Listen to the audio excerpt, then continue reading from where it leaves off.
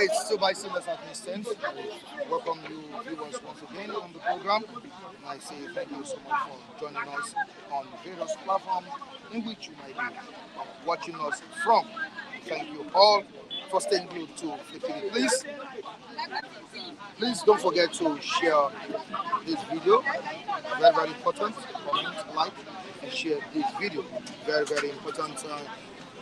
Femi, it's a good day. Good morning, And I welcome you. Yeah. All right. Thank you.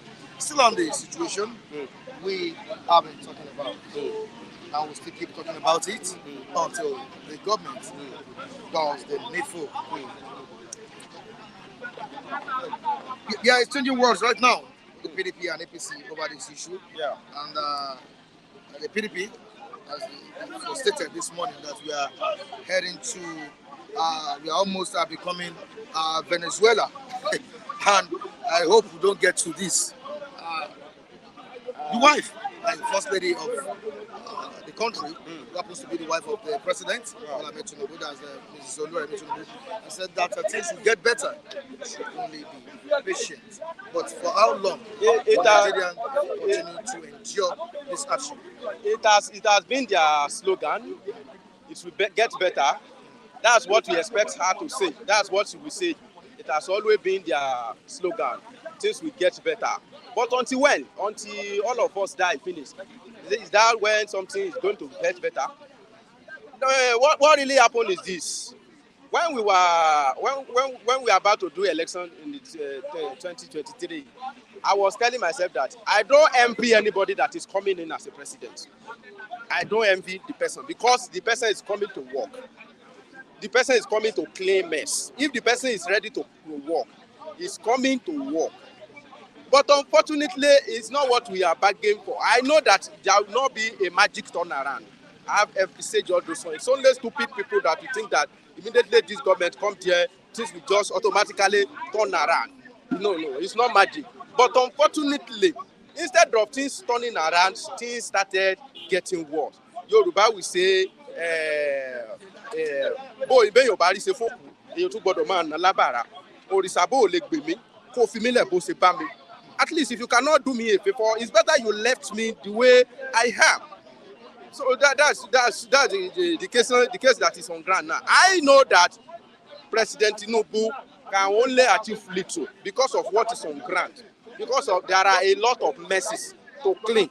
But unfortunately, instead of him to clean messes, I think he's adding to the messes on ground. But it's not everything before that's what I'm saying now, that maybe he thinks he will be able to do it, or he too, he know what, he's the only one that knows his mind.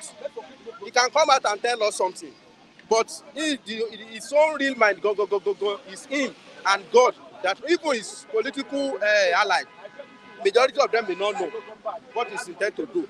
I don't want to believe that this man is a wicked man, or he deliberately do this thing that he will say people should suffer. I don't think that is what is happening. I think there are some things he met that are above his own imagination.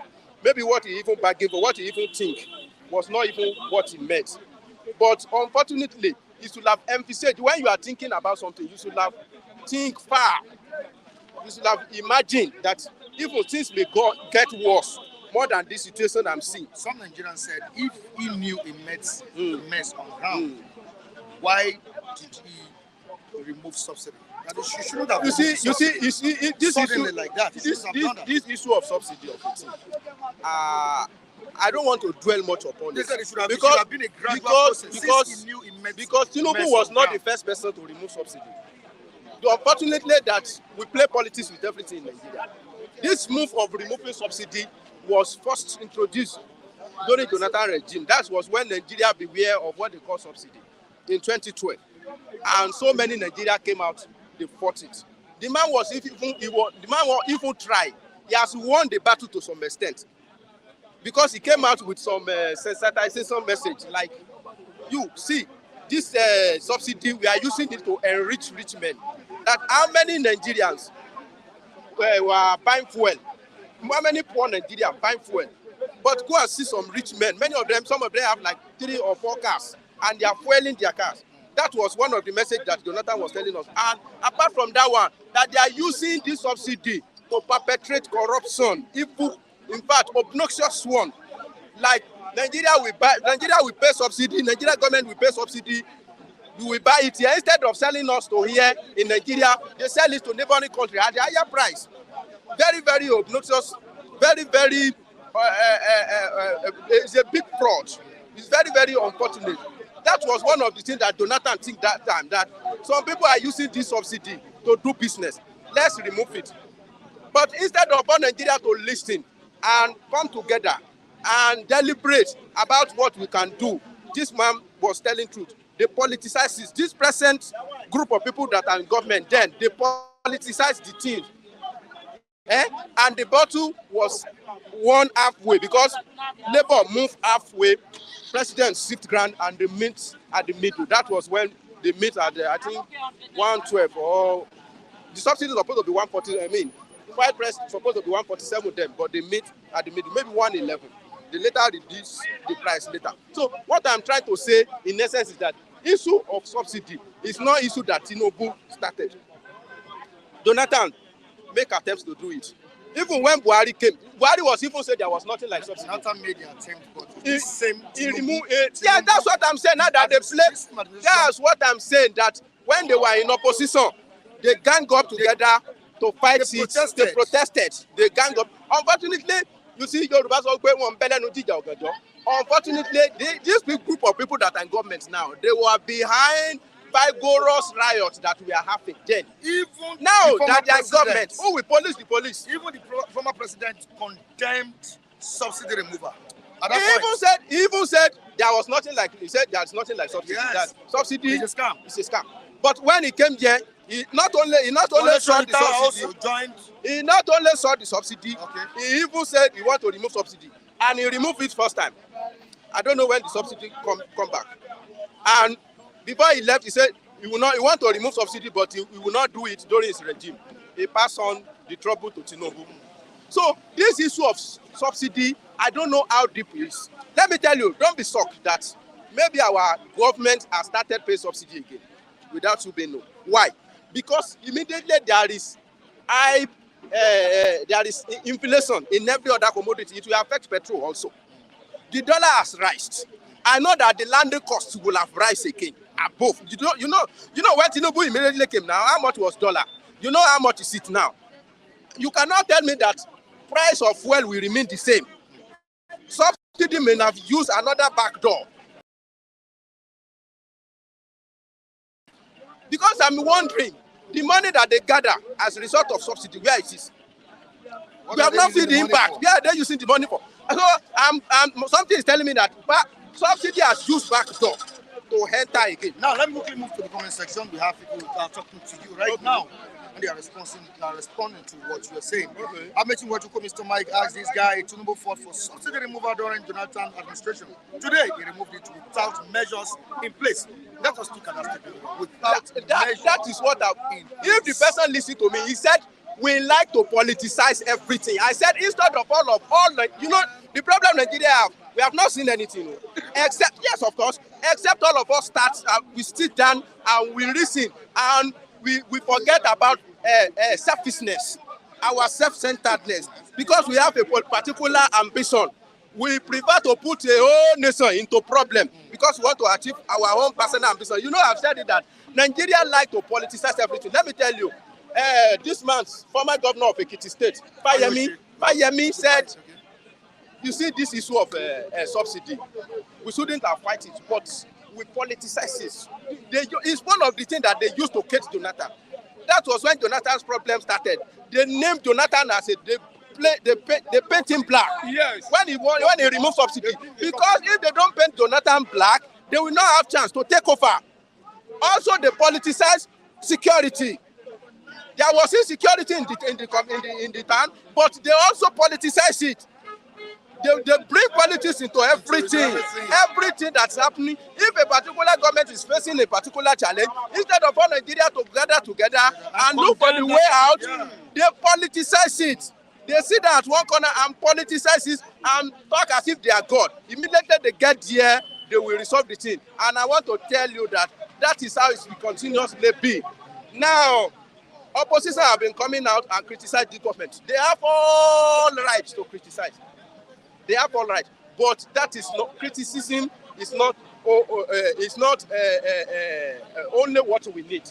All of us, all Nigerians need to work. If we are not work together, this country will remain the same. Because what APC did when Jonathan was there, when PDP was there, also other parties they are going to do it. They are going to do it. Now, before I let you go, there's a team might say something. I've been repeating this same thing that Femi reiterated. Now, if Tinubu can't change anything, it's better he leave it the way he met them. That's the adage that at least if Tinubu can't make things improve, of course it will leave it the way it was. But the issue I'm having is this. You know, we have two statements from two prominent Nigeria today. We have one from current Emir of Kano, and we have one from the former Emir. Look at the two statements; they contradicted each other. One sent message, so it's like one responding. Yes, one is responding to the other one. The current one sent our first lady to the president, his husband, that tell him that Nigeria is suffering, which is true. Now the former one is like responding that all what you are facing now is caused by the former wrong policy of former administration. That is the issue. Let me tell you, if the foundation is bad, there is nothing the righteous will do. There are some policies that Buhari do. I don't like complaining. Because when you are coming to government, you know, you have seen that this sin is not, you are not going there to dance. You are going there to ameliorate sin that have been worsened before. Unfortunately, when you get there now, you are able to do things. But let's look at it like this.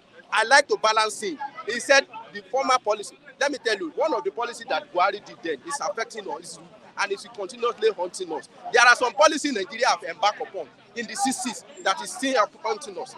Let me give you an example. Nigeria before, how it was before is that a region will gather its own resources and it will contribute 30% to the federal. I lie. It was a policy that came and turned things upside down. Now, we gather our resources. All the resources belong to federal government. It is our governor now that we now run to Abuja.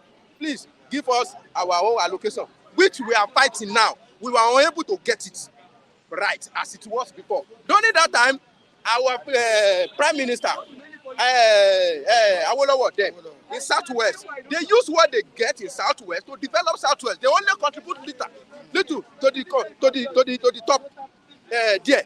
Now it is federal that is controlling everything. So the policy you made today may affect a particular nation in the next 100 years.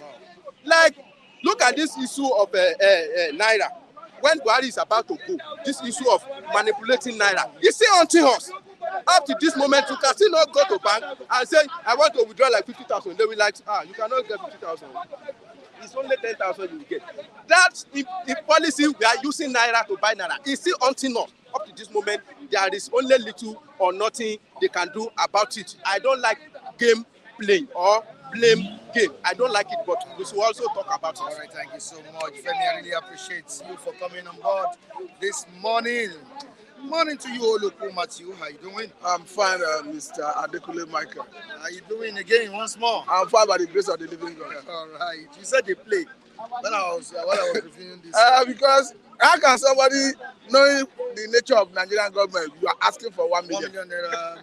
No, I understand what is happening. You know, in my play, there's an adage. They say a child asks for the lap of meat, knowing that he's not qualified for the lap, so at the end of the day, he may get the hand. Why this child continue disturbing? Give me the lap, give me the lap. They say, give this child a hand so that we have peace. So maybe that's what they're asking for.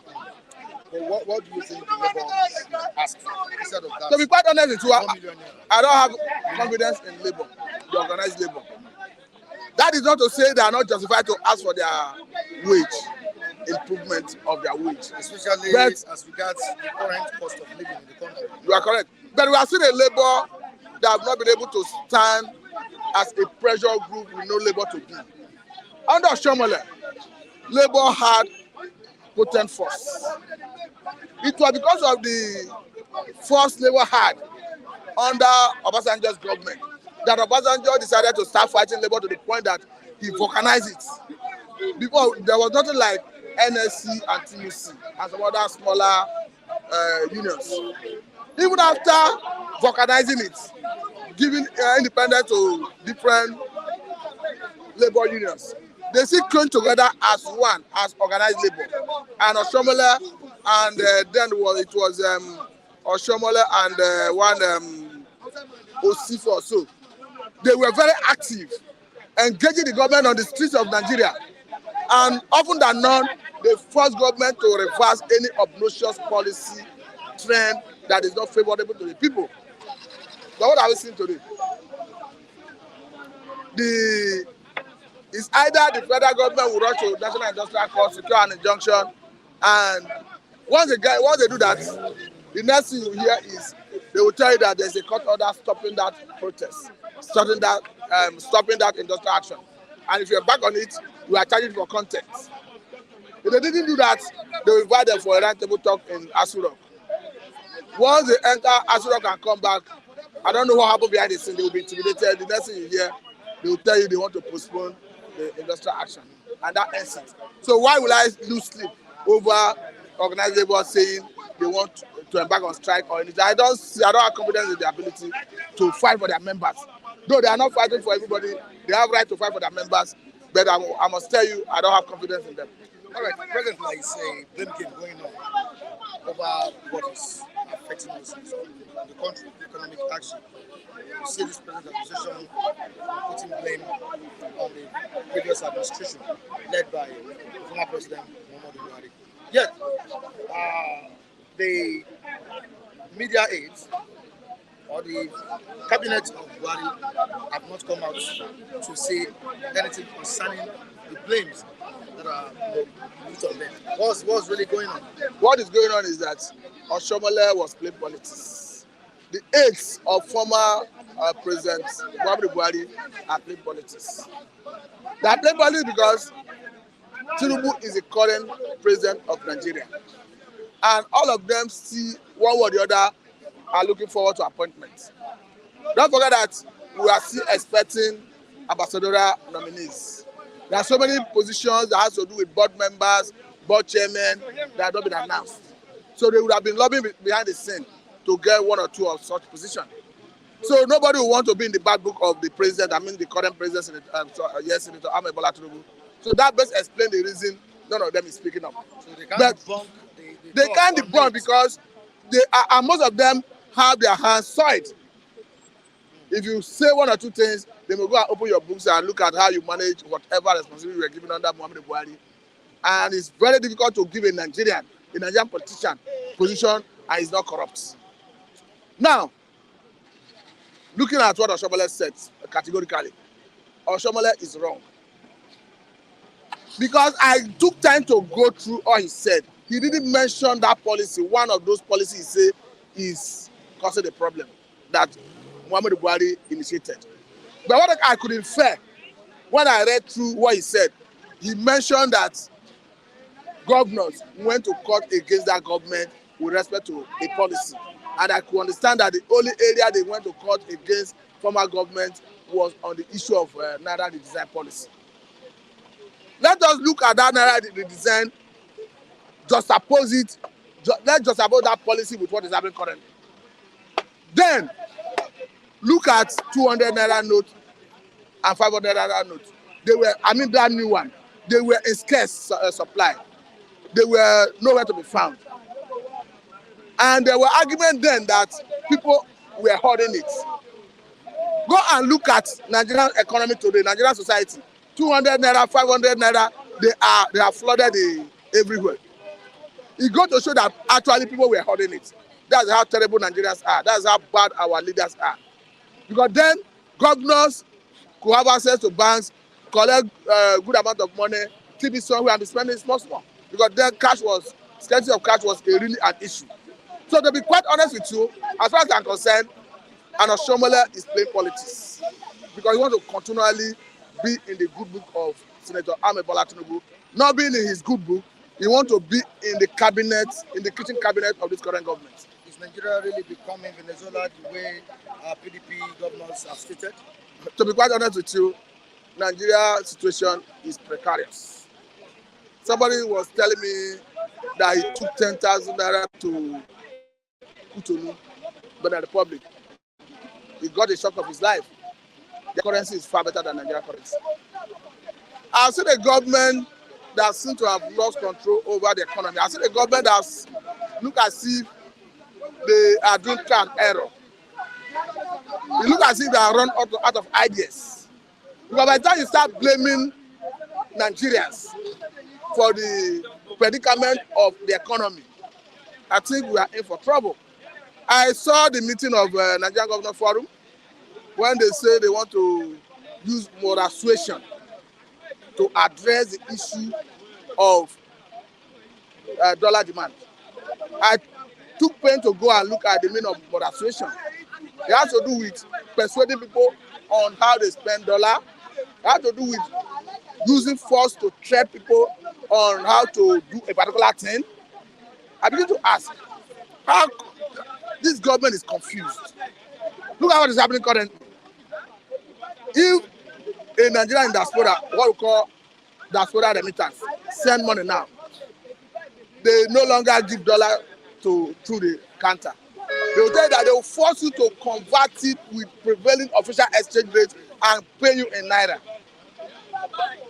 That they tried everything, is not working. They are pushing it to the public. And if they are not taking that policy of ensuring, forcing people to take exchange rate at the official window, is going to affect the diaspora remittance. Mr. Mike, I took note of the the amount of diaspora remittance into Nigeria. Record from World Bank shows that Nigeria accounts for about 38% of diaspora remittance that come into Africa.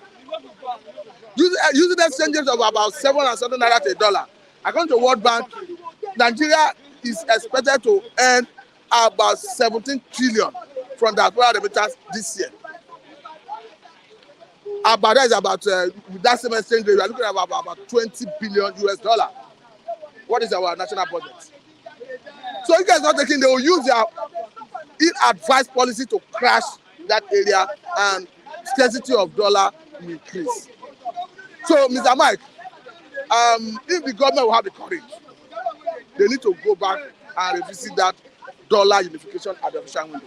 Petrol price is 700 naira in Sokoto, Maiduguri. It will continue to increase. Hope you are not The going to 1,000. You do know why it will continue to increase?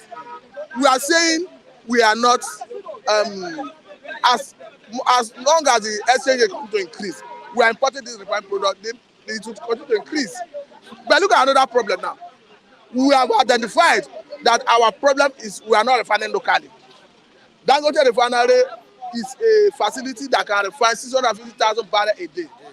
It can take care of our local consumption in terms of aviation fuel, in terms of gasoline, in terms of almost all the petroleum products. But why are we not asking? Why are they finding it difficult to secure crude from NNPC?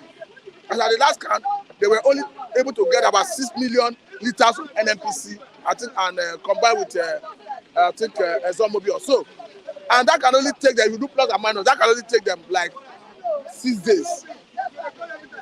Around 6 days, they would have exhausted it. Now they are making plans to go to the United States of America to import crude. If they import crude, will it not impact on the products? And we say local refining is our challenge. We have a refinery here. Why don't the government, in synergy with all the government agencies, both the regulator, come together to make sure that Dangote secure crude from Nigeria, rather than going to all the way to America to import crude? At the end of the day, you cannot tell him not to sell in dollar because he's importing his product in dollar. All right, away from that, let's quickly talk about the helicopter crash in USA. The CEO of Access Bank, Wigwe, was involved, his family. Yes, at Flip TV, at the news stand here, sorry, sympathize with the family of the deceased. Now, we have an interim CEO called Bolaji Agbede. Now, what advice would you give to her? Because this is not just a small company. But Access Bank cuts across everywhere in Nigeria. It has spread. So, what advice would you give to her? This is a very strong position. Presently, we have customers, in phobia, in state of phobia, like that. What will happen to their money? No, I don't think anything will happen to their money. So, but the issue is for the person who is taking up that responsibility. Two things are involved. It should do with the fear of God and in accordance with extant laws. When I mean extant laws, we know there are so many sharp practices that happen in the banking sector. She should, as much as possible, try to conform herself to rule of law, not to do anything outside the law, and discharge her responsibility with the fear of God. Once you are able to do these two, I don't think you have any problem. But the challenge you have in this part of the world is many people are ruled by the devil. They allow the devil to override their life and control them. And when that happens, you see people disobeying the law and going against the injunction of God. That is why the Bible puts it. It says the law is good, but the law is meant for lawbreakers. You know why the Bible is saying it? Because you are a child of God, that the Bible says return the other ear when they smite you one of your ear. You are not the person that government will say don't go and you raise in a public place. That one is too big for you to disobey. If you can return 1 year when they smite you on the other ear, so you obeying law of the land will not be a challenge to you. Before I let you go, there is something Jane Ogo said here. Mr. Matthew, a way out is not to be reliant on the dollar and reassess the policies, not just lament like some. I think he's talking about. But let me quickly throw light into what the person have just said. As it stands today, whether we like it or not, there are so many things we are not producing, we are importing. And those things have to do with raw material you need for production. Almost all of our pharmaceuticals, they must import one or two things in the process of if they must produce. And when you want to import, you cannot use naira to do transaction. It's not possible. You must deal with dollar. If you want to, currently we are importing refined products or refined petroleum products. You cannot tell your business partner in America, in China, wherever, that you want to do transaction in naira. It must be dollar. And for you to have dollar to do those transactions is a function of your earning from your other businesses, other transactions you do from what you export. So I don't know what that person is trying to say. I think let us be serious with what we are saying. All right, Matthew, let's give it a good chance.